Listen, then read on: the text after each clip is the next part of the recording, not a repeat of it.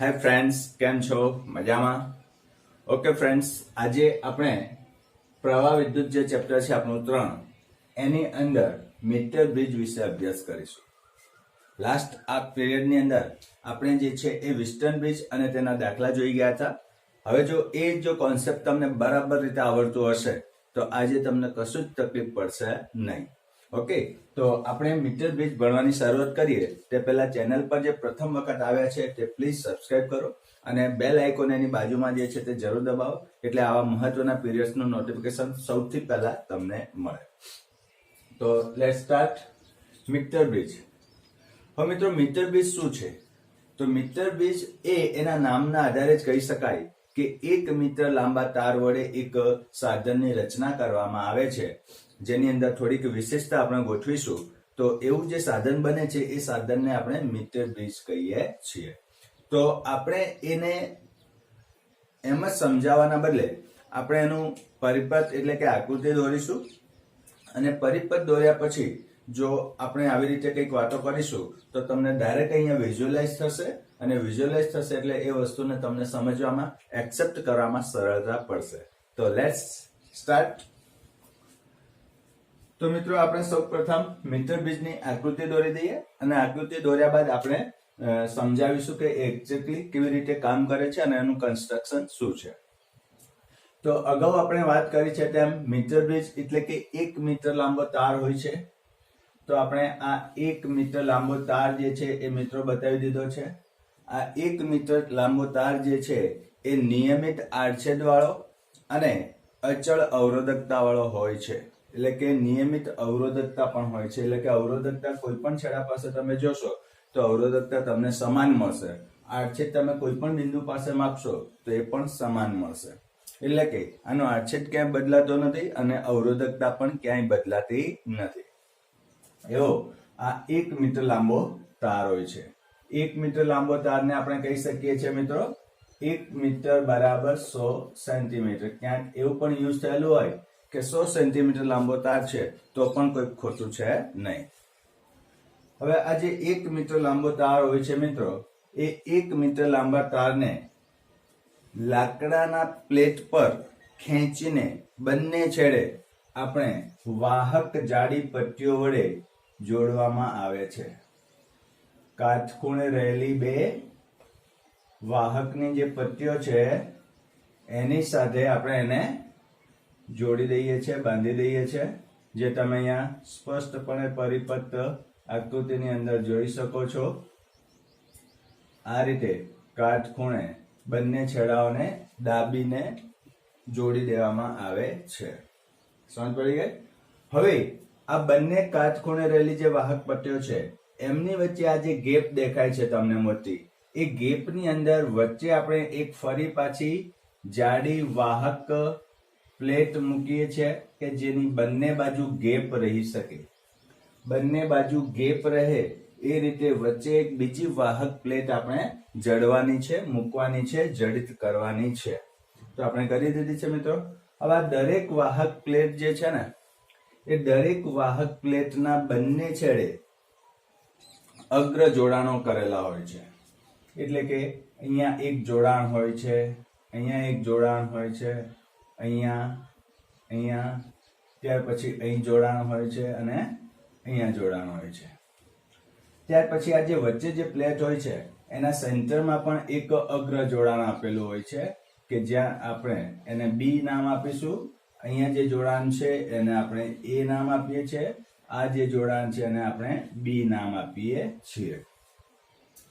ધારો કે આ જે 2 અગ્ર જોડાણો છે એને આપણે જે છે એ ધારો કે એમ કહીએ.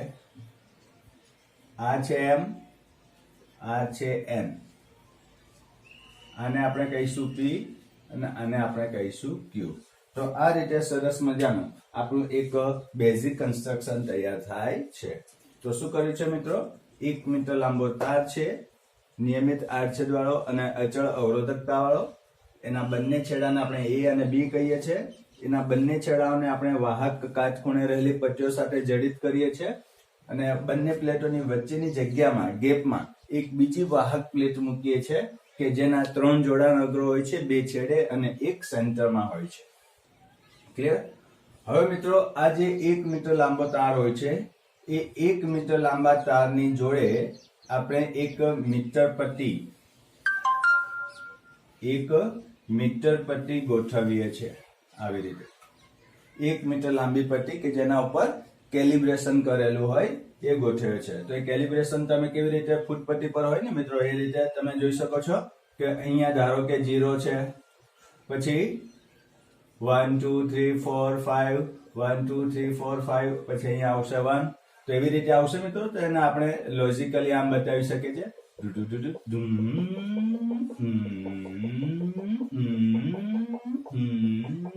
હા 150. તો આવી રીતે વચ્ચે વચ્ચે એ કેલિબ્રેશન ચાલ્યા કરશે જે તમે જોઈ શકો છો. ફૂટપટ્ટી તમને ખબર છે, બેટર રીતે સારી રીતે ખબર છે. તો આ રીતે આવશે. તો અહીંયા એક ફૂટપટ્ટી હોય છે, એની ઉપર એક વાહક તાર જોડેલું હોય છે 100 સેન્ટીમીટર. આ જે વાહક તાર છે તે મિત્રો મોટા ભાગે મિશ્ર ધાતુઓનો હોય છે. કનું હોય છે? મિશ્ર ધાતુઓનું હોય છે કે જેથી તાપમાન વેરી કરે તો એની અવરોધમાં કોઈ ફેરફાર થાય નહીં, એટલા માટે.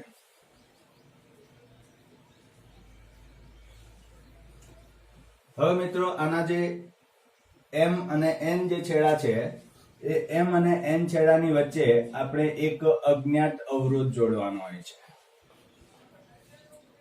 શું જોડવાનો હોય છે? અજ્ઞાત અવરોધ.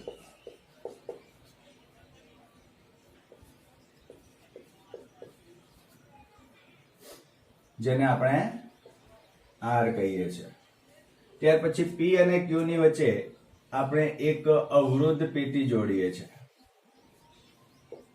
જેને આપણે એસ કહીએ છીએ, અથવા તો એને તમે આ સિમ્બોલ થી બતાવી અને એસ લખશો તો બી ચાલશે. સમજ પડી ગઈ? અવરોધ પેટી હોય છે ને જેનો રેઝિસ્ટન્સ કેટલું હોય છે મિત્રો? એસ હોય છે. આ અવરોધ પેટી એટલે કે એક એવી પેટી હોય છે કે જેની અંદર ઘણા બધા અવરોધોની કી મૂકેલી હોય છે અને એક જે કી તમે એમાંથી કાઢો એ રેઝિસ્ટન્સ જે બોક્સ છે એનો જે અવરોધ છે ને મિત્રો એ કી જેટલો થઈ જશે. એટલે એક પેટીની અંદર તમે મલ્ટિપલ રેઝિસ્ટન્સ અથવા તો ગમે તે મૂલ્યનું રેઝિસ્ટન્સ તમે બનાવી શકો, એમાંથી સ્પેસિફિક કી કાઢીને. તો આ રીતે આપણે મિત્રો થાય છે. હવે આ જે બિંદુ એ અને જે બી છે, આ બિંદુ એ અને બી ની વચ્ચે આપણે વાહક તાર વડે બેટરી અને એક સ્વિચ અથવા તો જેને આપણે કહીએ છીએ કળ જોડી દઈએ છીએ. કળ એટલે વન ટાઈપ ઓફ સ્વિચ, બીજું કશું છે નહીં.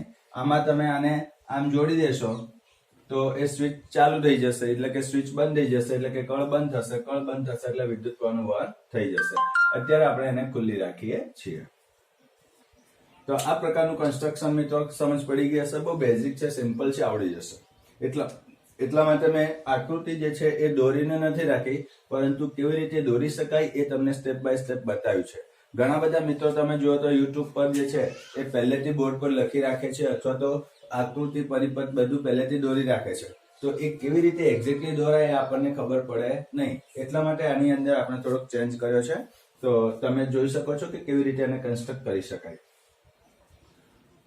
હવે મિત્રો અહીંયા જે બિંદુ બી છે, સેન્ટરમાં રહેલી પટ્ટીનો જે સેન્ટર અગ્ર ભાગ છે, અગ્ર જોડાણ છે, એની સાથે મિત્રો આપણે એક વાહક તાર જોડીશું અને એની સાથે આપણે એક ગેલ્વેનોમીટર જોડીશું.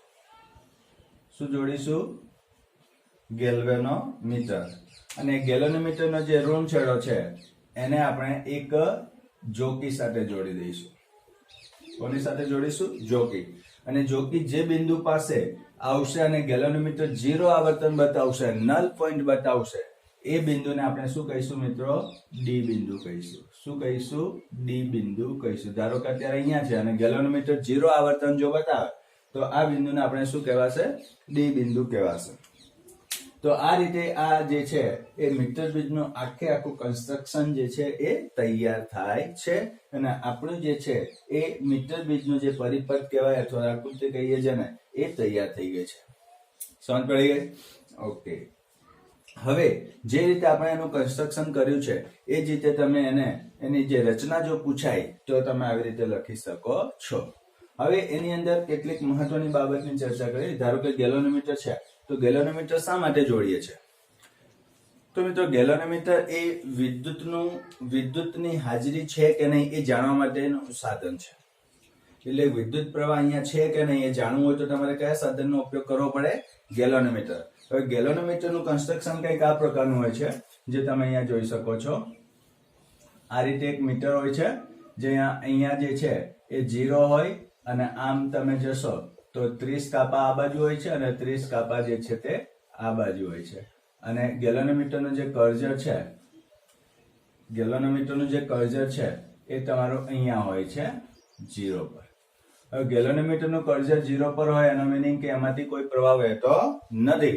હવે ગેલોનોમીટરનું કર્જર ધારો કે સેન્ટર 0 માંથી આમ રાઈટ સાઈડમાં જશે તો પણ પ્રવાહનું વહન થાય છે, અને લેફ્ટ સાઈડમાં જાય તો પણ પ્રવાહનું વહન થાય છે. એટલે 0 પર હોય ગેલોનોમીટર તો કોઈ પ્રવાહ વહેતો નથી, પણ 0 ની કોઈ પણ બાજુ ડિફ્લેક્શન બતાવતું હશે તો પ્રવાહનું વહન થાય છે. અને જેટલું મોટું ડિફ્લેક્શન બતાવે એટલો વધારે પ્રવાહ પસાર થાય છે, જેટલું ઓછું ડિફ્લેક્શન બતાવશે 0 થી એટલો પ્રવાહ ઓછો પસાર થાય છે, એમ કહી શકાશે. પણ કોઈ પણ બાજુ ડિફ્લેક્શન એનો મીનિંગ કે ત્યાં વિદ્યુત પ્રવાહ હાજર છે, અને વિદ્યુત પ્રવાહ હાજર છે તો એ બિંદુને નલ પોઈન્ટ એટલે કે કહી શકાશે નહીં. તો નલ પોઈન્ટ એટલે એવો પોઈન્ટ, આ સમગ્ર વાહક તાર પર એક જ બિંદુ એવો મળશે તમને જુદા જુદા અવરોધોના મૂલ્ય માટે કે જ્યાં કોઈ પ્રવાહ હોતો નથી, અને એ બિંદુની કોઈ પણ બાજુ જશો તો ત્યાં તમને વિદ્યુત પ્રવાહ જોવા મળશે. અને બીજું મિત્રો જોકી શું છે? તો જોકી જે છે એક વાહક સળિયો છે, એક વાહક સળિયો હોય છે કે જેનો છેડો થોડોક તીક્ષ્ણ હોય છે, તીક્ષ્ણ છેડો હોય છે એક બાજુનો ભાગ, અને બીજી બાજુ જોડાણ અગ્ર આપેલું હોય છે. આ તીક્ષ્ણ જે ભાગ છે એ તીક્ષ્ણ ભાગને આપણે આપણા વિશિષ્ટ જે તાર છે એ વિશિષ્ટ તાર પર જે છે તે એ બિંદુથી બી બિંદુ તરફ આપણે એને એ બિંદુથી સી બિંદુ તરફ જે છે તે આપણે એને લઈ જઈએ છીએ વાહક તાર પર ઘસડીને, અથવા તો જુદા જુદા પોઈન્ટ્સ પર એને ટચ કરી અને આપણે એ થી સી તરફ લઈ જઈએ છીએ અને નલ પોઈન્ટ શોધીએ છીએ. તો એવી એક વાહક રચના છે જેને આપણે શું કહીએ છીએ? Jockey. One type of pen અથવા તો માર્કર, પરંતુ આગળનો ભાગ કેવો હોય છે? તીક્ષ્ણ હોય છે અને વાહક હોય છે, એટલે વિદ્યુત પ્રવાહનું વહન છે કે નહીં આપણે જાણી શકીએ છીએ. તો આ પ્રકારનું એનું કન્સ્ટ્રક્શન તૈયાર થાય છે. હવે મિત્રો એની મહત્વના મુદ્દાઓ જોઈ લઈએ. મહત્વના મુદ્દાની અંદર સૌથી પહેલો મુદ્દો એ છે કે આ ભાઈ મીટર બ્રિજ છે તે શું છે? તો મીટર બ્રિજ એ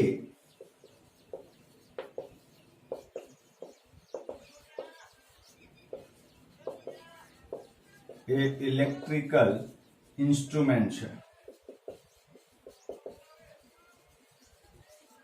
મિત્રો મીટર બ્રિજ શું છે? મીટર બ્રિજ એ ઇલેક્ટ્રિક ઇન્સ્ટ્રુમેન્ટ છે. એનું કામ શું છે? એટલે કે કાર્ય તો અજ્ઞાત અવરોધ શોધવાનું કામ છે. શું કામ છે આનું?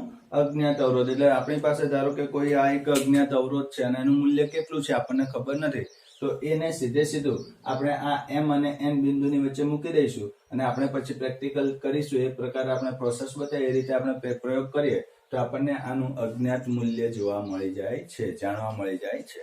હવે એવું નથી કે ફક્ત મીટર બ્રિજ વડે જ આપણે અજ્ઞાત અવરોધ શોધી શકીએ છીએ. આના પહેલાનો જે કોન્સેપ્ટ છે મિત્રો, જે તમને વાત કરી છે કે વિસ્ટર્ન બ્રિજ, એ વિસ્ટર્ન બ્રિજ પણ એ જ પ્રકારનું કાર્ય કરે છે. શું કામ કરે છે? અજ્ઞાત અવરોધ શોધવાનું કામ કરે છે. એટલે કે એના જે 4 અવરોધો આપેલા હોય એ 4 અવરોધોમાંથી 3 જ્ઞાત હોય તો ચોથા અવરોધનું મૂલ્ય આપણે શોધી શકીએ છીએ. તો કાર્યનું અજ્ઞાત અવરોધ છે, શોધવાનું છે. અને ત્યાર પછી એક કામ કયા પ્રિન્સિપલ પર કરે છે, એટલે કે કયા સિદ્ધાંત પર કાર્ય કરે છે? તો હમણાં જે વાત કરી છે એના ઉપર જ. કયો છે? વિસ્ટર્ન બ્રિજના સિદ્ધાંત પર કાર્ય કરે છે. કોના ઉપર કાર્ય કરે છે મિત્રો? વિસ્ટર્ન બ્રિજના સિદ્ધાંત પર કાર્ય કરે છે. તો આટલા કેટલાક ઇમ્પોર્ટન્ટ પોઈન્ટ્સ છે આપણને ડાયરેક્ટલી ખબર હોવી જોઈએ કે what is the metre bridge. તો metre bridge is a one type of electrical instrument which measure the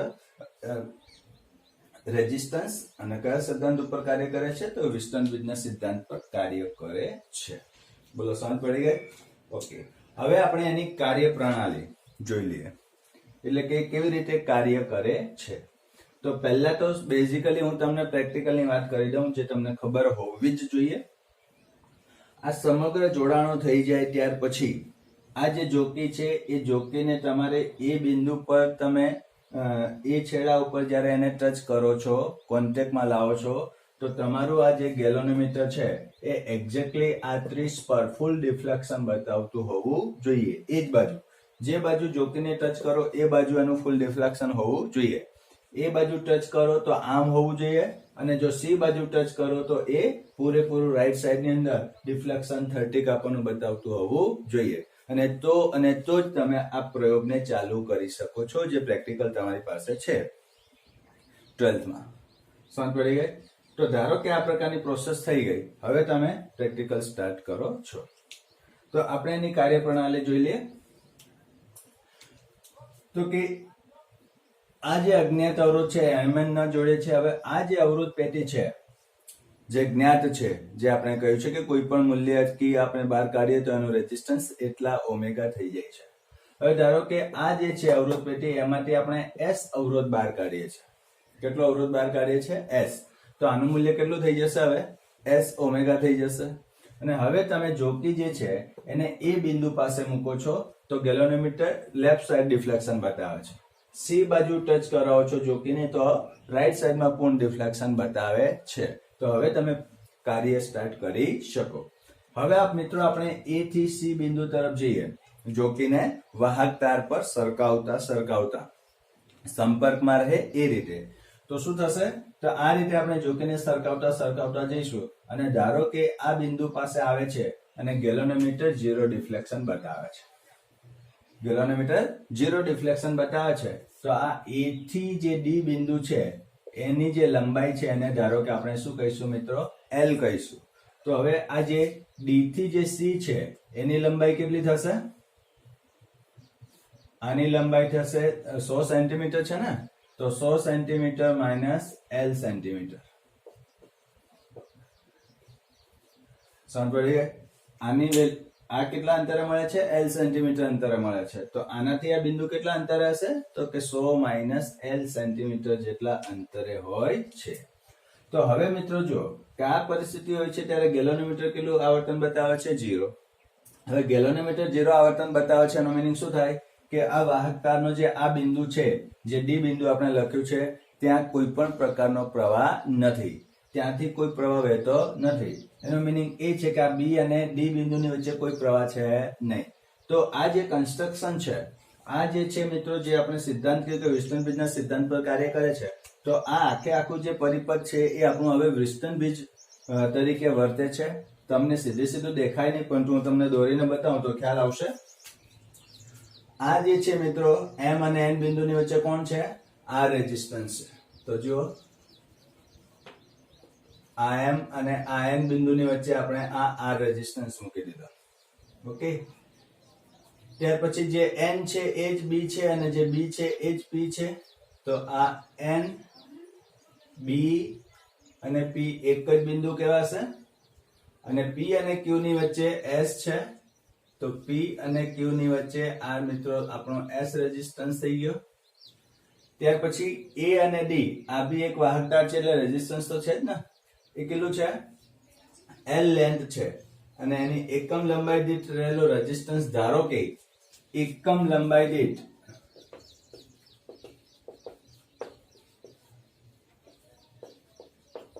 અવરોધ ધારો કે આપણે એને આરસીએમ કહીએ છીએ. તમે કોઈ બી બીજો અવરોધ પણ વાપરી શકો. આપણે ટેક્સ્ટબુકમાં આરસીએમ યુઝ કર્યું છે એટલે આપણે સેમ યુઝ કરીએ છીએ. આરસીએમ છે. તો એલ સેન્ટીમીટર હોય તો એનો અવરોધ કેટલો? તો કે લંબાઈ ગુણ્યા એકમ લંબાઈ દીઠનો અવરોધ, એટલે કે એલ ઇન્ટુ આરસીએમ. તો આનો અવરોધ કેટલો થશે મિત્રો? L into RCM. જે કયા બિંદુ સાથે જોડાયેલો છે? એમ અને એ એક જ બિંદુ કહેવાય કે નહીં? બરાબર.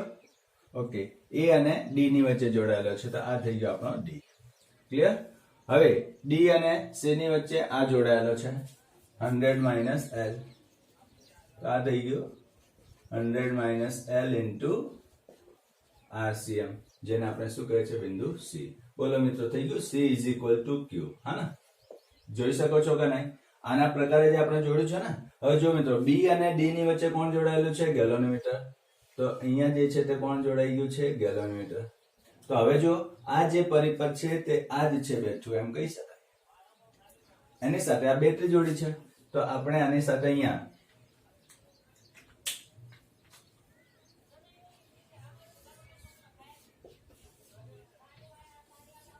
બેટરી જોડી દઈએ છે અને અહીંયા કળ જોડી દઈએ છે. હવે તમે જો બધી જ રીતે આ બંને પરિપથ એક જ જેવા છે તો એકચ્યુઅલી આવી ગયું વેસ્ટર્ન બ્રિજ.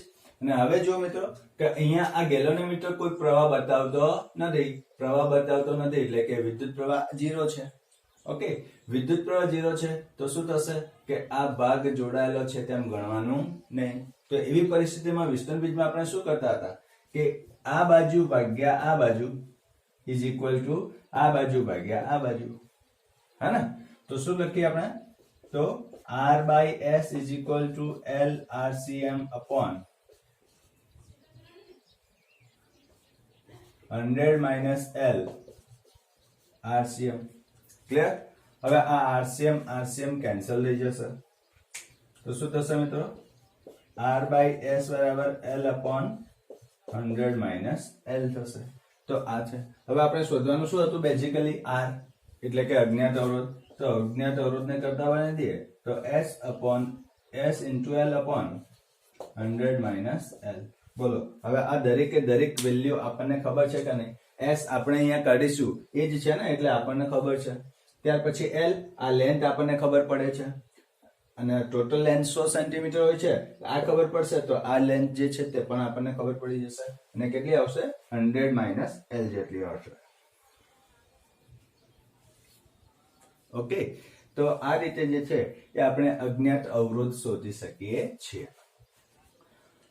હવે મિત્રો ધારો કે આપણે કોઈ પણ વસ્તુ શોધતા હોય તો એની અંદર એરર રહેવાની સંભાવનાઓ છે, બરાબર? તો આની રેઝિસ્ટન્સ અજ્ઞાત અવરોધ શોધીએ તો એનું મિનિમમ જે છે એરર સાથેનું રિઝલ્ટ મેળવવું હોય તો હવે શું કરી શકીએ? તો આ જે પરિપથ છે એ પરિપથની અંદર આ જે S છે એ S ને આપણે M અને N ની વચ્ચે જોડી દઈશું અને જે અજ્ઞાત અવરોધ R છે એને આપણે P અને Q ની વચ્ચે જોડી દઈશું. તો આ બંને અવરોધોની આપણે શું કરીશું? અદલા બદલી કરીશું અને આનો આ જ કાર્ય પ્રણાલી ફરી પાછી આપણે કરીશું તો ફરી પાછું એક આવું સૂત્ર મળશે અને એ બંને સૂત્રની સરેરાશ લઈશું એટલે આપણને આનું જે છે એ મિનિમમ એરર વાળું રેઝિસ્ટન્સ મળશે, એટલે કે વધારે ને વધારે પરફેક્ટ રેઝિસ્ટન્સની વેલ્યુ આપણે ફાઇન્ડ આઉટ કરી શકીશું. તો મિત્રો આ તો થઈ ગઈ વાત પ્રેક્ટિકલી, કે જ્યારે તમે પ્રેક્ટિકલ લેબની અંદર પરફોર્મ કરતા હોય ત્યારે તમે જે અજ્ઞાત અવરોધ અને અવરોધ પેટી છે એના છેડા અદલા બદલી કરી શકો. પણ એક્ઝામ હોલ્સની અંદર, રિટન પેપરની અંદર, નીટ JEE ની અંદર જો પ્રશ્ન પૂછાય તો તમે કેવી રીતે કરી શકો? તો એની એરર સોર્ટ આઉટ તમે કેવી રીતે કરી શકો? તો એ એરર સોર્ટ આઉટ કરવા માટે મિત્રો 11મા ધોરણની અંદર ચેપ્ટર નંબર 2 ની અંદર તમે ભણ્યા હશો એરર કેવી રીતે ફાઇન્ડ આઉટ કરવી. તો એ રીતે આનું પણ કરી શકીએ. તો એરર કરવી હોય તો એરર માટે છે મિત્રો આ તમને કેમ મળશે નહીં? સ્પેશિયલ કેસ છે. તો ડેલ્ટા R by R બરાબર આવું કરતા હતા કે નહીં? Delta R by R is equal to delta S upon S plus delta L upon L plus delta 100 minus L upon 100 minus L. Clear? હવે મિત્રો જો કે આ જે રેઝિસ્ટન્સ બોક્સ છે, આ રેઝિસ્ટન્સ બોક્સમાંથી જે રેઝિસ્ટન્સ કાઢીશું એ તો આપણને ખબર છે કે નહીં? હવે એમાં બી જો એરર આવવાની હોય તો પછી જે વસ્તુ ખબર નથી એમાં તો એરર બહુ મોટી આવશે કે નહીં? તો જે રેઝિસ્ટન્સ આપણે કાઢીએ છીએ તો આપણને ખબર જ છે ને. ઓકે, તો એનો મિનિંગ શું થાય કે આની અંદર કોઈ એરર આવવાની નહીં. તો આ વેલ્યુ થઈ જશે આપણે અહીંયાથી કેન્સલ. તો હવે બેઝિકલી શું વધ્યું? તો આપણે કહી શકીએ છીએ કે ડેલ્ટા R by R બરાબર delta L by L plus delta 100 minus L upon 100 minus L. તો આ જે છે એનો ઉપયોગ કરીને આપણે મેળવી શકીશું. હવે પ્રશ્ન થશે કે ધારો કે આ લેન્થ તમને કંઈક મળે છે, અહીંથી આ ધારો કે 45 સેન્ટીમીટર મળે છે, તો તમે આના માટે કહી શકો કે આ કેટલી મળશે? તો કે 55 સેન્ટીમીટર મળશે, બરાબર ને? તો તમે કહેશો કે અમે આ જે છે અહીંયા લેન્થ જે છે L ઇઝ ઇક્વલ ટુ 45 લખી દીધા અને અહીંયા જે છે તે આપણે 55 લખી દીધા છે. હવે ઉપર શું લખીશું અમે? તો બેઝિકલી સ્પષ્ટ છે કે આ જે મીટર પટ્ટી છે તો આ મીટર પટ્ટી ઓછામાં ઓછું કેટલું અંતર માપી શકે છે, એટલે કે એની એલસીએમ કેટલી છે, લઘુત્તમ માપ કેટલું છે, તો એ તો આ તમને ખબર હોય છે. તો આનું એલસીએમ કેટલું છે? 0.1 સેન્ટીમીટર. કેટલું છે? 0.1 સેન્ટીમીટર. આ ફૂટપટ્ટીની મદદ વડે તમે 0.5 એટલે કે 0.1 થી ઓછું અંતર માપી શકો નહીં. અંતર તો 0.1 સેન્ટીમીટર કરતા ઓછું હોય પણ તમે માપી શકશો નહીં, તો એને કહેવાય એની એલસીએમ. તો અહીંયા એરર જે છે એ 0.1 ના ક્રમમાં જ હોય. તો ડેલ્ટા એલ જે છે એ આપણે કેટલા લખીશું? 0.1. અહીંયા કેટલું લખીશું? 0.1. હવે ધારો કે મિત્રો કોઈક આપણે સ્કેલમાં એવો લીધેલો હોય કે એની જે એલસીએમ જે છે એ 0.01 હોય. કેટલી હોય? 0.01. તો પછી આપણે આ ડેલ્ટા એલ ની જગ્યાએ શું મૂકીશું? 0.01. અહીંયા પણ કેટલા મૂકીશું? 0.01. તો આ રીતે આપણે જે છે એ એક્ઝામ હોલ્સ ની અંદર રિટન પેપર ની અંદર એરર ફાઇન્ડ આઉટ કરી શકીએ છીએ. તો આ રીતે આપણે એના મીટર બ્રિજને બહુ સરળતાથી સમજી શકીએ છીએ. તો આ સૂત્ર મિત્રો તમને ખબર હોવી જોઈએ કે અજ્ઞાત રેઝિસ્ટન્સ R ની વેલ્યુ શું થાય. બેઝિકલી આ જે છે એ વિસ્ટન બ્રિજનો કોન્સેપ્ટ જ છે મિત્રો, કે આ ભાગ્યા આ ઇઝ ઇક્વલ ટુ આ બાજુની વેલ્યુ ભાગ્યા આ બાજુની વેલ્યુ, અથવા તો આ ભાગ્યા આ બરાબર આ ભાગ્યા આ. સમજ પડી ગઈ? તો એ રીતે તમે આને સમજી શકો. એ બહુ જ ઇમ્પોર્ટન્ટ કોન્સેપ્ટ છે મિત્રો, આવડવું જોઈએ. ઘણી વખત આનો ક્વેશ્ચન જે છે એ નીટ અને JEE ની અંદર પૂછાતું હોય છે, તો આના માર્ક્સ જવા જોઈએ નહીં મિત્રો. કેટલાક કોન્સેપ્ટ જે છે ને એ બેઠા કોન્સેપ્ટ હોય છે કે એક જ વખતમાં યાદ રહી જાય, અને એના દાખલાઓ જે છે એના દાખલાઓની અંદર પણ બહુ વધારે વેરાયટી હોતી નથી. તો એવા પ્રશ્નો જ્યારે પૂછાય ત્યારે એના માર્ક્સ ક્યારેય જવા જોઈએ નહીં. ઓકે, તો હવે આપણે આ કોન્સેપ્ટને રિલેટેડ દાખલા જોઈએ અને ત્યાર પછી આગળ વધીએ. હવે મિત્રો આપણે ઉદાહરણ 3.9 જોઈએ, અને 3.9 ની રકમ જે છે એ સ્ક્રીન પર ડિસ્પ્લે થાય છે. જુઓ તમે, 1 મીટર બ્રિજમાં આકૃતિ A થી 33.7 સેન્ટીમીટર આગળ તટસ્થ બિંદુ એટલે કે સમતોલન બિંદુ એટલે કે નલ પોઈન્ટ મળે છે. હવે જો S ને સમાંતર 12 ઓહ્મનો અવરોધ જોડવામાં આવે, બીજી પરિસ્થિતિમાં જે S અવરોધ છે પરિપથમાં એમની સાથે સમાંતરની અંદર 12 ઓમેગાનો અવરોધ જોડવામાં આવે તો સમતોલન બિંદુ 51.9 સેન્ટીમીટર પાસે મળે છે. તો R અને S ના મૂલ્યો શોધો. R અને S ના મૂલ્યો શોધો. પરિપથ તમારી સામે આપેલું છે. તો મિત્રો આ પ્રકારની રકમ છે જે તમે જોઈ શકો છો. હવે આની અંદર આપણને શું કહ્યું છે કે પ્રથમ વખતની કન્ડિશન હતી એ વખતે આપણને એવું કહે છે કે અહીંથી આ જે અંતર છે એ આપણને જે છે એ 33.7 સેન્ટીમીટર મળે છે. 33.7 સેન્ટીમીટર. હવે જો આ 33.7 સેન્ટીમીટર હોય તો આપણને આ જે છે આ જે લેન્થ છે એ કેટલી મળશે એ આપણે કહી શકાશે કે નહીં? આ જો 33.7 હોય તો 100 માંથી 33.7 જે છે એ આપણે જો બાદ કરીએ તો શું થશે? તો 66.3 થઈ જશે. તો 7 અને 3 થઈ જશે 10, એ આવી જશે અહીંયા 34 અને 66 થઈ જશે 100. તો આપણને આ પ્રકારની જે લેન્થ જે છે એ મળે છે. તો આપણે કહી શકીશું હવે કે પ્રથમ સંતુલન બિંદુ માટે પ્રથમ સંતુલિત બિંદુ માટે જો મિત્રો શું થાય કે 33.7 સેન્ટીમીટર પાસે હોય ત્યારે જ્યોતિ એટલે કે ગેલોનોમીટર આપણને કેટલું ડિફ્લેક્શન બતાવે છે? 0. એનો મીનિંગ કે અહીંયા કોઈ અવરોધ છે નહીં, પ્રવાહ પણ છે નહીં. તો આ બે આમનો ગુણોત્તર બરાબર આમનો ગુણોત્તર કહી શકાય કે નહીં? અથવા તો આ બે નો ગુણોત્તર બરાબર આ બે નો ગુણોત્તર કહી શકાય કે નહીં? બરાબર છે ને? તો આપણે લઈ લઈએ R by S is equal to આ ભાગ્યા આ, એટલે કે 33.7 ભાગ્યા 66.3 લખી શકાય કે નહીં? અથવા તો તમે આ રીતે પણ લખી શકો છો, R by S is equal to L1 upon 100 minus L1. So for that R by S is equal to L1 કેટલા છે 33.7. તો આ થશે 100 minus 33.7 is equal to 33.7 upon આ થશે 66.3. તો R by S is equal to 33.7 ભાગ્યા 66.3. તો આ સરસ મજાનું આપણું એક ઇક્વેશન મળી ગયું છે. હવે મિત્રો શું કહે છે વધારાનું R અને S બંનેની કિંમત શોધવાની છે. હવે 4 માંથી 2 અજ્ઞાત હોય ને 2 જ્ઞાત હોય તો કશું મળે નહીં. એટલા માટે એક બીજી કન્ડિશન પણ આપી છે.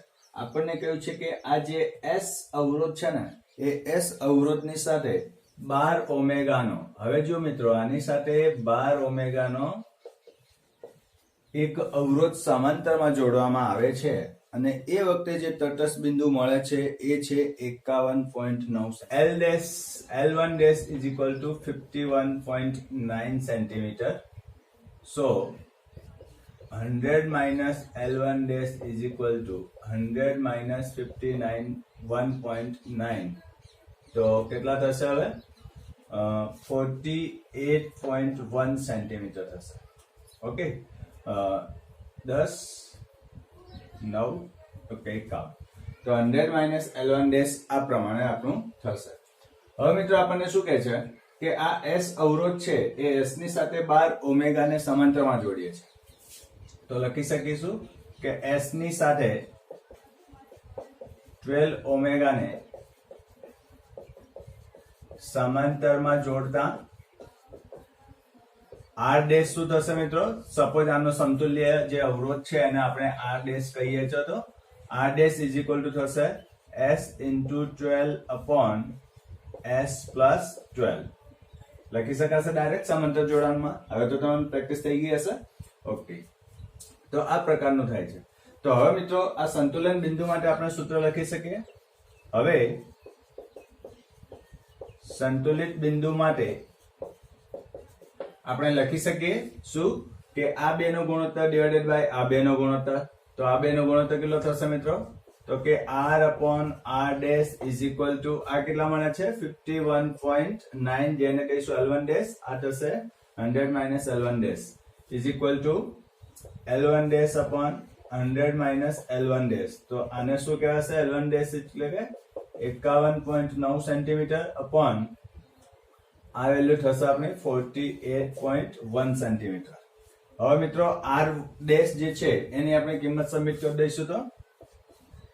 તો કે R upon R dash is equal to S into 12 upon છેદનો છેદ અંશમાં જશે તો S plus 12 લખાશે એટલે કે 51.9 ભાગ્યા 48.1 થશે. હવે આને આપણે આ રીતે લખી શકીશું તો કે S plus 12 upon 12 into R by S is equal to 51.9 upon 48.1. તો હવે મિત્રો આ જે R by S છે એની વેલ્યુ ઓલરેડી સમીકરણ 1 માં આપણી પાસે નોન છે. તો એને આપણે રાઈટ સાઈડમાં લઈ જઈએ અને ત્યાર પછી એની કિંમત મૂકી દઈશું. તો S plus 12 આપણે રાખીશું કરતા ને, તો આ 12 અહીંયા મલ્ટીપ્લિકેશનમાં જશે. તો 12 into આને આપણે કરી દઈએ તો થશે S by R into 51.9 upon 48.1. તો S plus 12 is equal to 12 into S by R ની વેલ્યુ કેટલી છે જુઓ?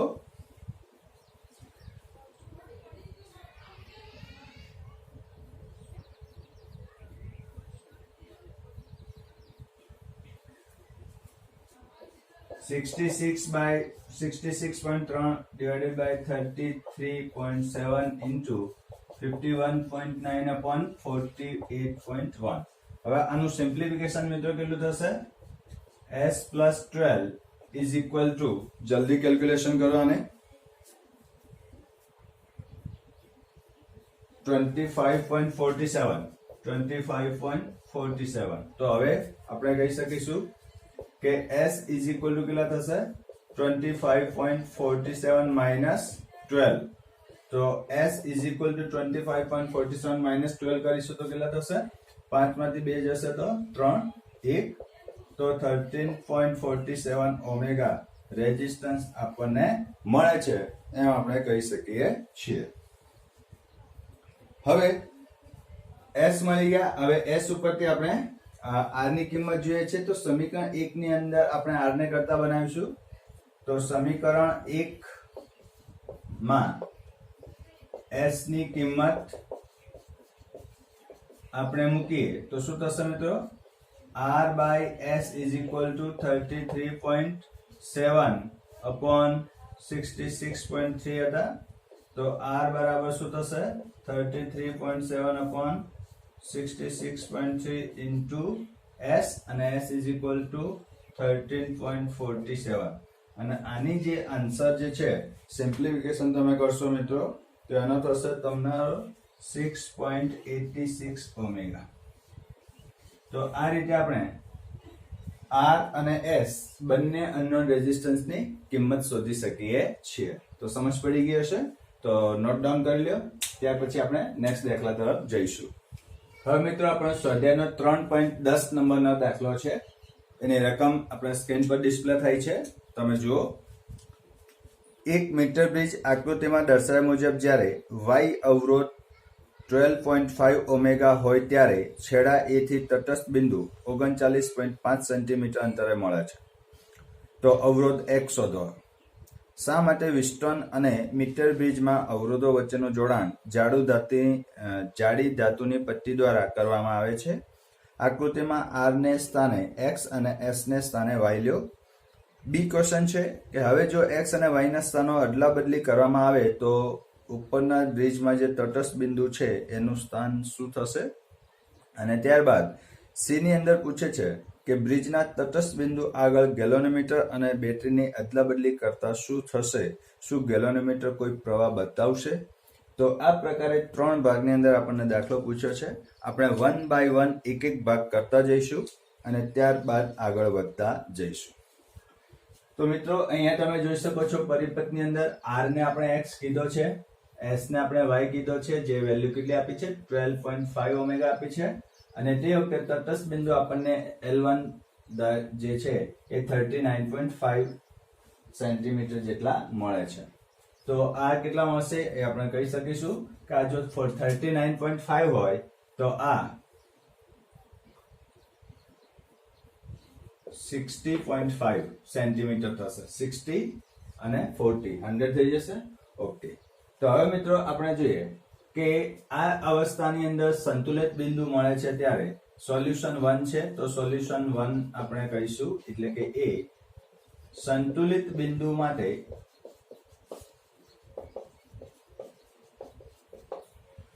આ બે નો ગુણોત્તર તો શું થશે? X by Y is equal to આ બે નો ગુણોત્તર L1 dash upon 100 minus L1 dash. તો X upon Y બરાબર શું થશે મિત્રો? 39.5 upon 60.5. હવે જો Y ની કિંમત આપેલી છે તો Y ને કરતા બનાવીએ તો શું થશે? 39.5 upon 60.5. તો X is equal to શું થશે? Y is equal to 12.5 into 39.5 upon 60.5 and so for that. આની સિમ્પ્લિફિકેશન તમે કરશો તો આન્સર તમને મળી જશે. કેટલો મળે છે? આનો આન્સર જે છે એ 8.16 ઓમેગા મળે છે. 8.16 ઓમેગા મળે છે તેમ કહેવાશે. હવે મિત્રો આપણને એવું પૂછે છે કે આ જાડી ધાતુની પટ્ટીઓ શા માટે લગાડવામાં આવે છે? તો આ જાડી ધાતુની પટ્ટીઓ જે છે એ વાહક પટ્ટીઓ હોય છે એટલે એનો અવરોધ બહુ જ નજીવો હોય છે, માટે આ જોડવાથી આના અવરોધમાં કોઈ ફરક પડતો નથી. હા, વધારે અવરોધ હોય તો ફરક પડશે, પરંતુ વાહક પ્લેટો છે એટલે કોઈ અવરોધ મળતો નથી. 10:0 હોય છે. ત્યારબાદ સોલ્યુશન બી ની વાત કરીએ છીએ. તો સોલ્યુશન બી ની અંદર મિત્રો આપણને એવું કહે છે કે આ બંને અવરોધોની જે છે એ આપણે શું કરી દઈએ છે? અદલા બદલી કરી દઈએ છે. હવે બંનેની આપણે અદલા બદલી કરી દઈશું તો આ તટસ્થ બિંદુ જે છે એ આપણને કેટલા મળે છે? એટલે કે આને અહીંયા મૂકી દઈશું અને આને અહીંયા લઈ આવીશું તો આ જે L1 ડેશ જે છે એ શું થશે એ આપણે મેળવવાનું છે. તો આ શું થશે મિત્રો? 100 માઇનસ L1 ડેશ. ક્લિયર? તો હવે આપણે સેકન્ડ પાર્ટ માટે કેલ્ક્યુલેશન કરીએ છીએ. તો કે સંતુલિત હવે જો એ બિંદુથી L1 ડેશ અંતરે સંતુલિત બિંદુ મળે તો શું લખાશે? આ હવે મિત્રો ક્યાં આવી જશે? અહીંયા આવી જશે. એટલે શું લખાશે? y/x is equal to L1 dash upon 100 minus L1 dash. Okay, તો y તો ઓલરેડી આપેલા હતા જ. કેટલા છે? 12.5 અને x આપણે શોધી કાઢ્યા છે 8.16. તો L1 dash upon 100 minus L1 dash. તો ચોકડી ગુણાકાર કરી દઈશું. તો શું થશે? 12.5 100 minus L1 dash is equal to 8.16 L1 dash. તો આનો ગુણાકાર કેટલો થશે? 1250 minus 12.5 L1 dash is equal to 8.16 L1 dash. So 1250 is equal to 8.16 L1 dash plus 12.5 L1 dash. આનો સરવાળો કેટલો થશે? 20.66 L1 dash. તો મિત્રો L1 dash બરાબર કેટલા થશે? 1250 upon 20.66. તો L1 dash થશે આપણા, તમે શોધી કાઢો ઝડપથી. આનો ગુણોત્તર કેટલો આવશે? 60.5. 60.5 સેન્ટીમીટર પાસે આપણને જે છે તે ડી ડેશ બિંદુ મળશે, જે સેકન્ડ પાર્ટ માટેનો તટસ્થ બિંદુ છે તેમ કહેવાશે. હવે લાસ્ટ ક્વેશ્ચનમાં આપણને પૂછ્યું છે કે ગેલોનોમીટર અને બેટરીની અદલા બદલી કરીએ તો કઈ થશે? પ્રવાહમાં ફેરફાર થશે? તો સ્પષ્ટપણે કહી શકાય કે ગેલોનોમીટરમાંથી કોઈ પ્રવાહ પસાર થતો નથી. તો એ વખતે તમે એનું સ્થાનની અદલા બદલી કરશો બંનેની, તો એમાં કોઈ ફેરફાર થાય નહીં. એટલે પ્રવાહ જે મળે છે અત્યારે એનો એ જ મળશે. તો આ રીતે આપણે આના આન્સર આપી શકીએ છીએ. તો આજે આપણે મીટર બ્રિજ અને મીટર બ્રિજને રિલેટેડ 2 દાખલાઓ થઈ ગયા છે. તો આઈ હોપ કે સમજ પડી હશે અને દાખલાઓ ઉતારી દેજો અને જાતે ગણવાનો પ્રયત્ન કરજો દાખલાઓ, તો તમને ખ્યાલ આવશે. Okay, by.